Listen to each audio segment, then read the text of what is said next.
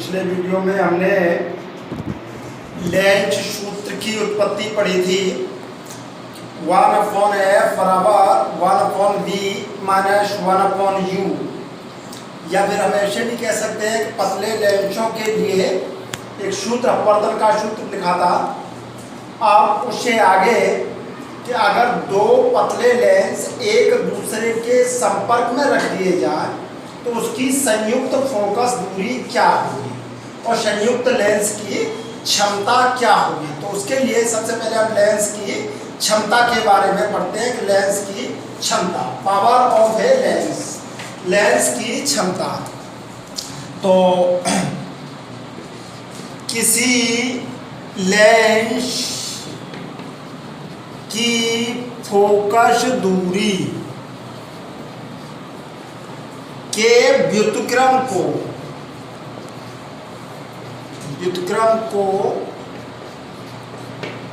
Lens की क्षमता कहते हैं, जबकि फोकस दूरी मीटर में हो। तो इसका सूत्र बनेगा हमारा लेंस की क्षमता P बराबर 1/, फोकस दूरी और वो भी मीटर में, या फिर P बराबर 1/f मीटर में। अगर फोकस दूरी को हम सेंटीमीटर में लें तो फिर P बराबर 100/f सेंटीमीटर में। अगर फोकस दूरी सेंटीमीटर में लिया तो लेंस की क्षमता का सूत्र P बराबर 100/f। इसका मात्रक लेंस की क्षमता का मात्रक डायोप्टर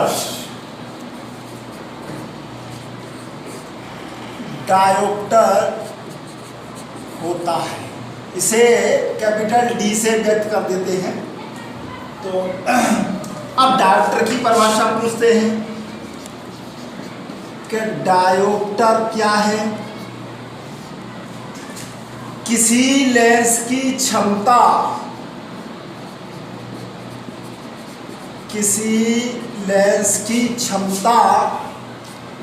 एक डायोप्टर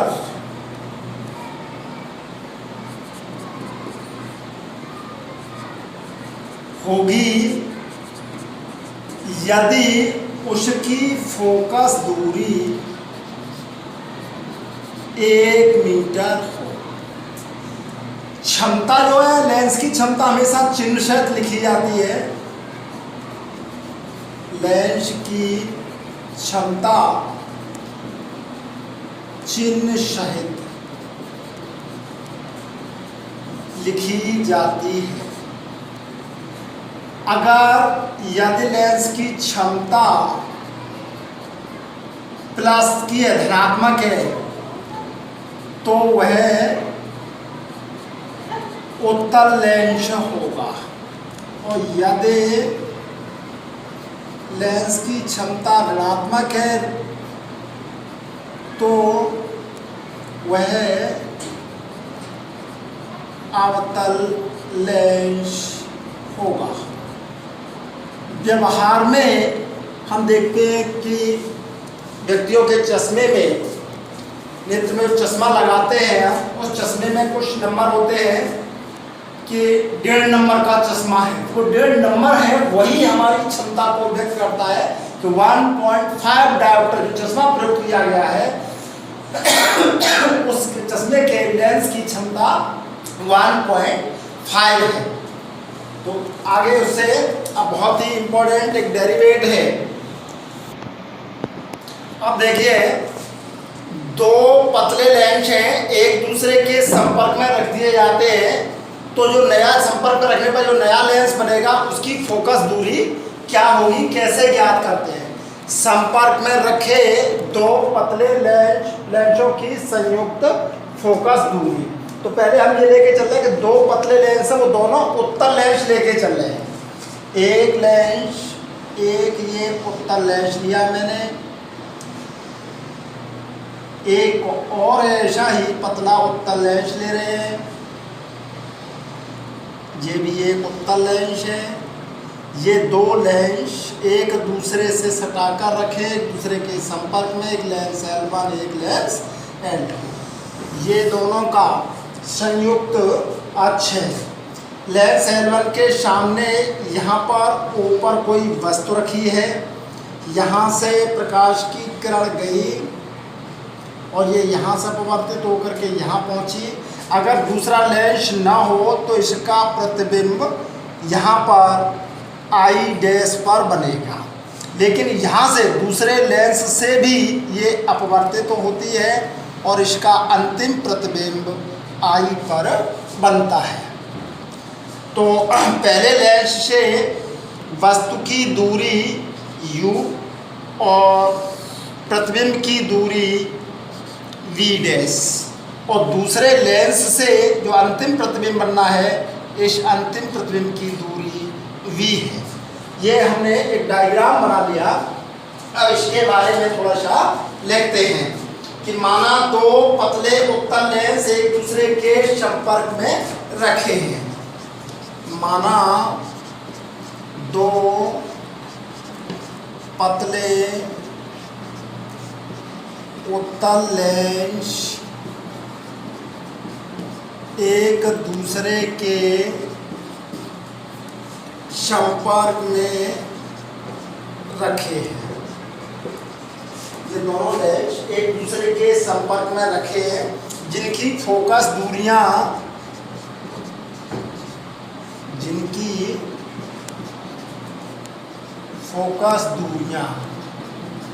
f1 तथा f2 है। पहले लेंस की फोकस दूरी f1 और दूसरे लेंस की फोकस दूरी f2 है।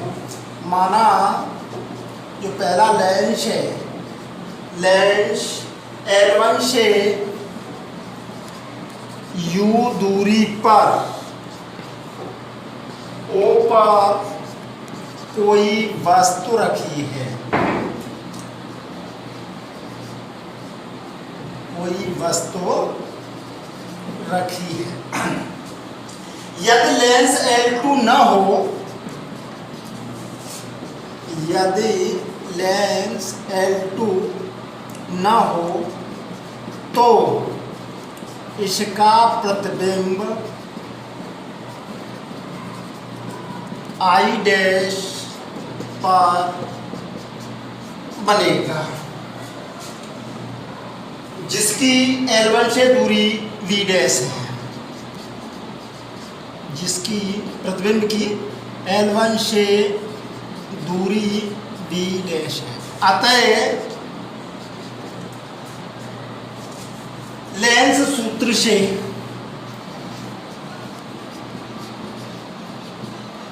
पिछले वीडियो में पढ़ चुके हैं। लेंस सूत्र से, लेंस सूत्र होता है 1/f बराबर 1/v माइनस 1/u।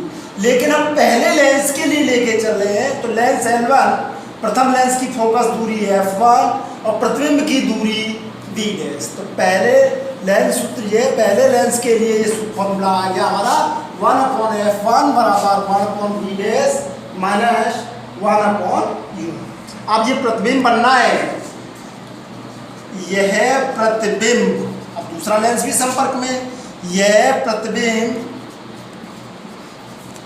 दूसरे लेंस के लिए आभासी वस्तु का कार्य करता है, आभासी वस्तु का कार्य करता है, जिसका अंतिम प्रतिबिंब आई पर बनता है, जिसका अंतिम प्रतिबिंब आई पर बनता है। आप दूसरे लेंस के लिए देखें, एक बार नोट कर लें इसको।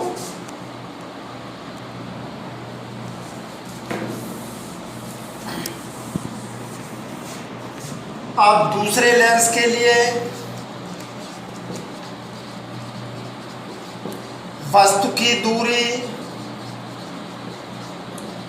यू का काम। दूसरे लेंस के लिए ये वाला जो प्रतिबिंब है वो वस्तु का कार्य कर रहा है, वो हो जाएगी हमारी वी डैश, और प्रतिबिंब की दूरी v का मान v के ही बराबर रहेगा, और दूसरे लेंस की फोकस दूरी वो कितनी है, f2 है। इसमें भी लेंस सूत्र को लगाइए। अतः लेंस सूत्र 1/f बराबर 1/v माइनस 1/u से इसमें मान रखेंगे। फोकस दूरी दूसरे लेंस की f2, प्रतिबिंब की दूरी v और वस्तु की दूरी 1/v डैश। समीकरण नंबर 2। ये दोनों लेंस पतले हैं, इसकी मोटाई ना के बराबर है, इसलिए मोटाई का जिक्र नहीं किया गया है। अब दोनों समीकरणों को जोड़ देते हैं। समीकरण 1 और 2 को जोड़ने पर पहला वाला क्या था, 1/f1 और दूसरा वाला 1/f2। और पहले वाले का 1/f1 का मान 1/v डैश माइनस 1/u, और दूसरा वाला दे रहा 1/v माइनस 1/v डैश। तो ये माइनस के 1/v डैश, ये प्लस के, ये कैंसिल हो गया। 1/f1 प्लस 1/f2, प्लस वाले को पहले लिख लेते हैं, 1/v माइनस 1/u, और समीकरण नंबर 3। अब हम ये मान के चल रहे हैं कि ये पूरा लेंस हमारा एक ही है, और संयुक्त लेंस की फोकस दूरी कैपिटल F है। यदि जो लेंस बन रहा है जुड़ करके, उस संयुक्त लेंस की फोकस दूरी कैपिटल F है, तो फिर पूरे लेंस के लिए लेंस सूत्र लगाते हैं, तो 1/F आएगा। पूरे लेंस के लिए वस्तु की दूरी ये बनना अंतिम प्रतिबिंब, और वस्तु वहीं पर है, तो 1/v माइनस 1/u। समीकरण नंबर 4। अब दोनों समीकरणों की तुलना करते हैं समीकरण 3 और 4 से। तो इसका मान 1/v माइनस 1/u का मान समीकरण 3 में रख दो, तो क्या आ जाएगा, 1/f बराबर 1/f1 प्लस 1/f2। ये आया हमारे संयुक्त लेंस की फोकस दूरी। कभी कभी इसे दूसरे रूप में भी पूछता है, इसका एलसीएम लेके और हल कर लेते हैं। इसका एलसीएम आया f1 f2, f1 से f1 कट गया, f2 प्लस f1, या पलट देंगे तो f बराबर f1 f2 बटे f1 प्लस f2। तो ये आ गया हमारा दो पतले लेंस संपर्क में रखे, तो उनकी संयुक्त लेंस की फोकस दूरी का सूत्र।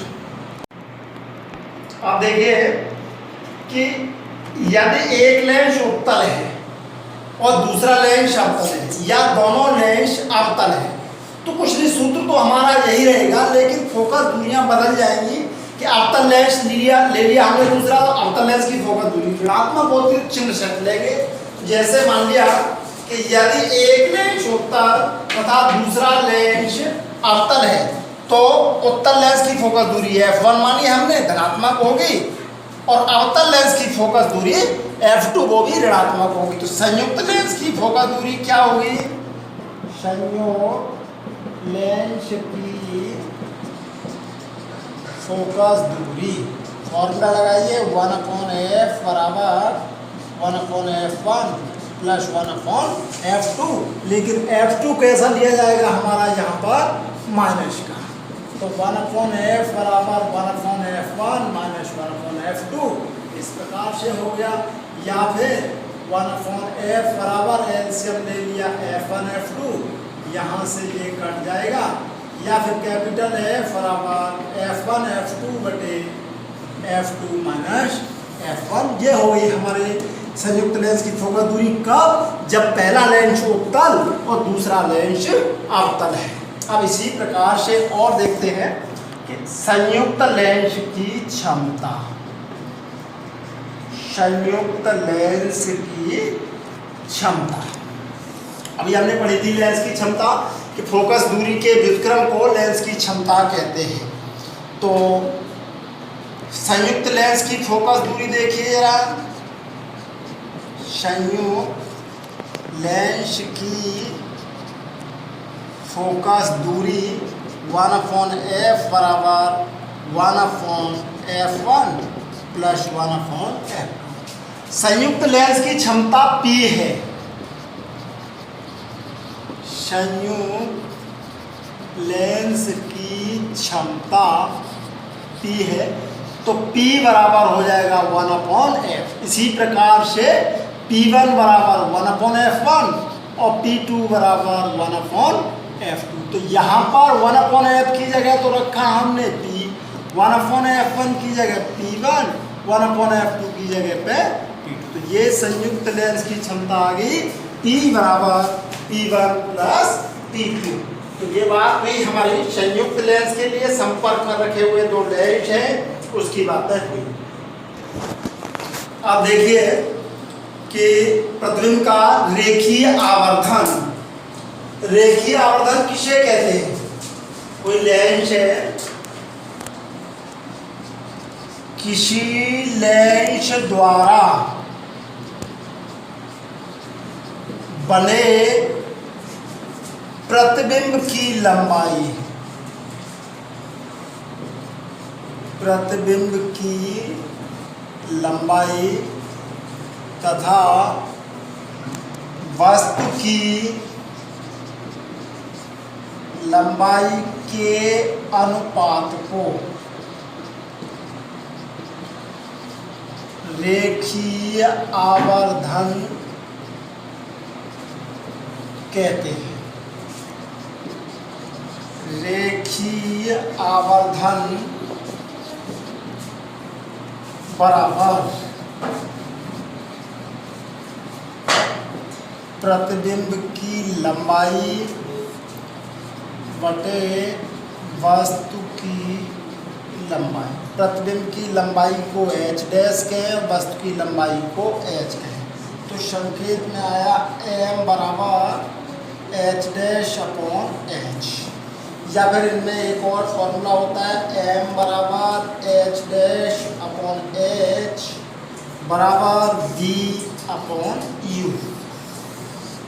दर्पण होते थे तो दर्पण में का भी यही सूत्र होता था, लेकिन दर्पणों के लिए यहाँ पर माइनस आता है। ये लेंस के लिए है तो m बराबर h डैश अपॉन h बराबर v अपॉन u।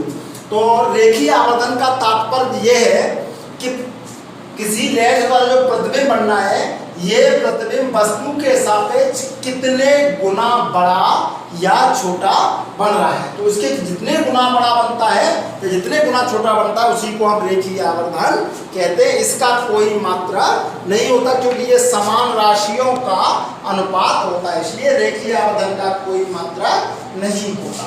अब बात ये तो छोटी है, अब इससे आगे और बात है तो उसको और समझें। ये रेखीय आवर्धन है और फोकस दूरी और u और v के पदों में। तो अगला हेडिंग देखते हैं, रेखीय आवर्धन m का मान, रेखीय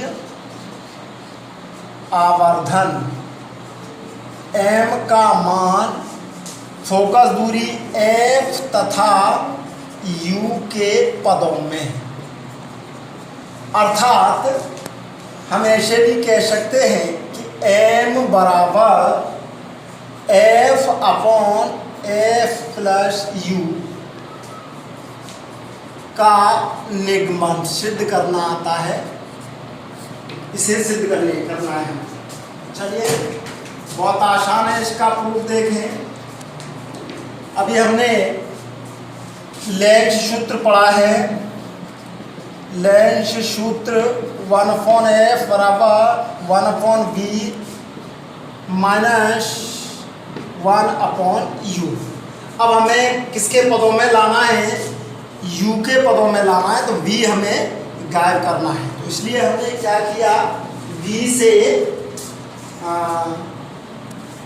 u, एक मिनट, हाँ ठीक है, u के पदों में लाना है तो हमने क्या किया, u से गुणा कर दिया है। u से गुणा करने पर तो u का गुणा करेंगे तो इधर तो हो जाएगा u अपॉन f, इसमें u का गुणा करेंगे u बटे v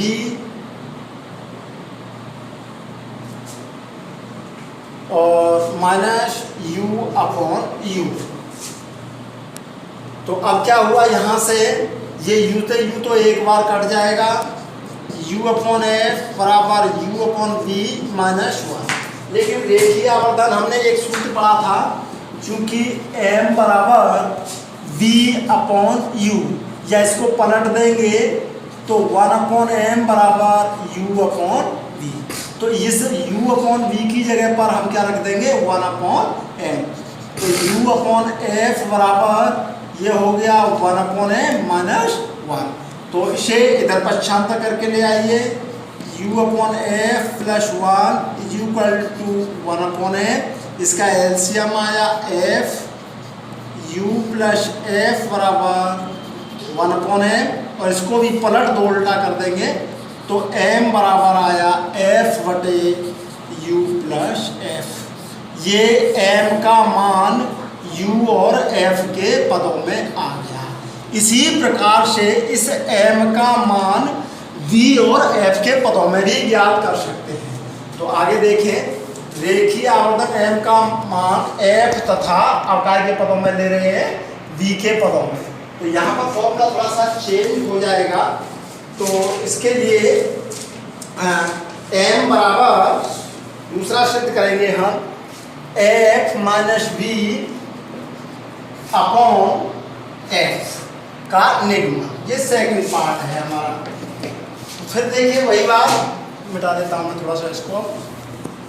लेंस सूत्र हमारा वही होता है कि 1 अपॉन एफ बराबर 1 upon V minus 1 upon U. इस बार हमने कैसे गुणा किया, v से। v के पदों में निकालना है तो v से गुणा करिए, और u के पदों में निकालना है तो u से गुणा करेंगे। तो अब क्या किया, v से गुणा करने पर v का गुणा करेंगे तो ये होगा v अपॉन एफ, ये v upon V minus v upon U. इससे ये एक बार कैंसिल, v अपॉन एफ बराबर 1 माइनस v अपॉन यू। और इसे हम जानते हैं m का सूत्र भी लिखाया था v अपॉन यू, तो इसकी जगह पर हम m लिख देंगे, v अपॉन एफ बराबर 1 माइनस m को इधर ले आइए तो प्लस की हो जाएगी, तो m को इधर पक्षांतर कर रहे हैं प्लस की हो जाएगी, इसको इधर ले जा रहे हैं।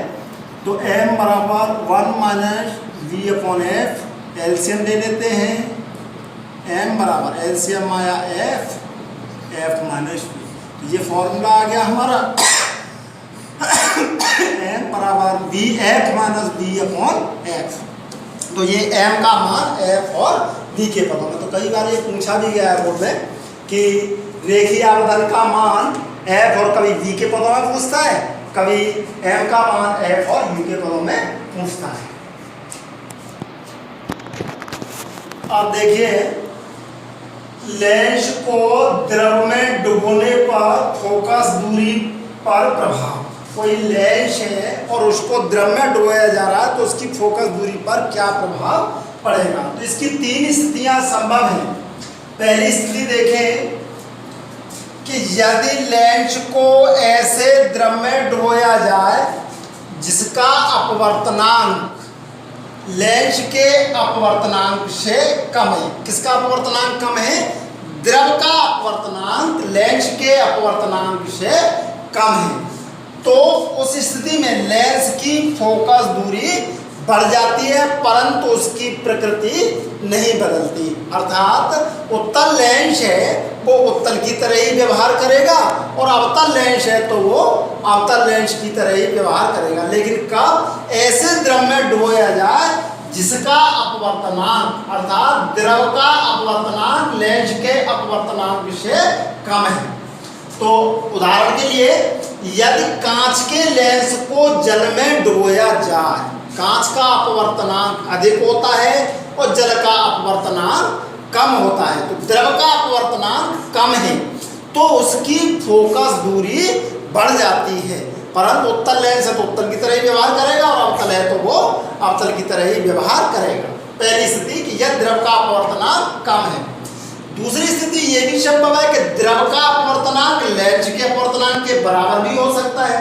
तो दूसरी स्थिति देखें कि यदि लेंस को ऐसे द्रव में डुबोया जाए जिसका अपवर्तनांक लेंस के अपवर्तनांक के बराबर है, अर्थात लेंस का अपवर्तनांक और द्रव का अपवर्तनांक दोनों बराबर हैं, तो लेंस की फोकस दूरी अनंत हो जाती है।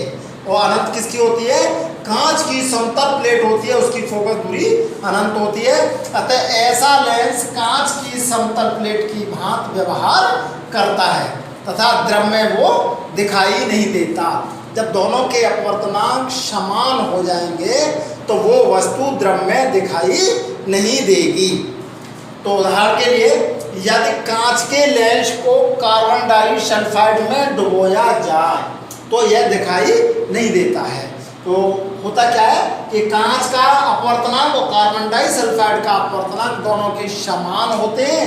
तो जब कांच के लेंस को कार्बन डाइसल्फाइड में डुबोते हैं तो वह उसकी फोकस दूरी अनंत हो जाती है और कांच की समतल प्लेट की भांति वो व्यवहार करती है और वो दिखाई नहीं देती। तीसरी स्थिति और है कि यदि लेंस को ऐसे द्रव में डुबोया जाए जिसका अपवर्तनांक लेंस के अपवर्तनांक से अधिक है। बात द्रव के अपवर्तनांक की हो रही है, द्रव का अपवर्तनांक अधिक है तो लेंस की फोकस दूरी तथा प्रकृति बदल जाती है।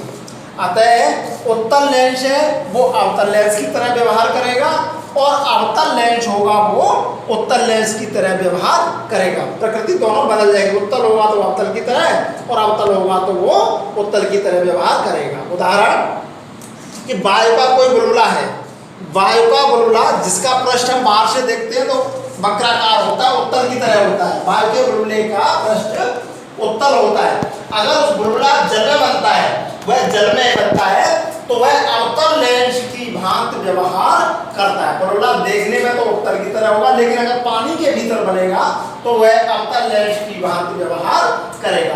तो इस प्रकार से किसी लेंस को द्रव में डुबोने पर उसकी फोकस दूरी पर 3 बातें हमारी संभव हैं और ये अध्याय हमारा पूरा समाप्त हो जाता है। इसके आंकिक सवाल करने हैं, वो अगले वीडियो में इसके आंकिक सवाल करेंगे।